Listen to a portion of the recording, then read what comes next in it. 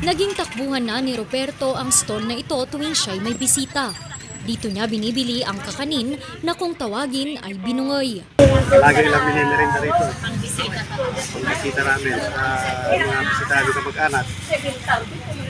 Ito ang hinahanap-hanap. Isa sa mga gumagawa nito si Nanay Noemi na 2 dekada na ring nagtitinda. Minana niya pa raw ito sa kanyang mga ninuno. Ang start kasi nito sa mother ko talaga. Kumbaga, namana ko lang din siya kasi wala kami ibang trabaho. Ang tuloy-tuloy ito kasi kahit pa paano, maganda naman yung income. Ang binungoy ay isang uri ng kakanin na gawa sa malagkit, nyog at coco jam. Ang pagluluto nito umaabot sa 3 oras. Ang pagkain ito ay mula pa noong panahon ng mga Kastila. Kaya maituturing itong simbolo ng mayamang kasaysayan at kultura ng bayan ng Bolinao.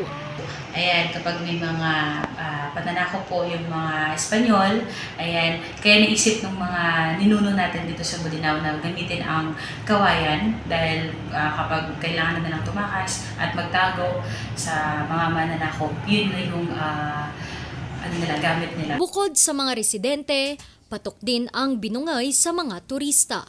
Ang presyo nito naglalaro mula 35 pesos hanggang 150 pesos depende sa klase at laki.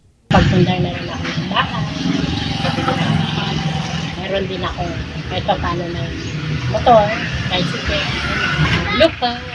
Si Noemi ay miyembro ng isang grupo ng mga kababaihang nagtitinda ng binungay sa Bolinao, Pangasinan, bagay na binabalik-balikan at ipinagmamalaki ng bayan. Randy Guzman para sa Luzon Headlines.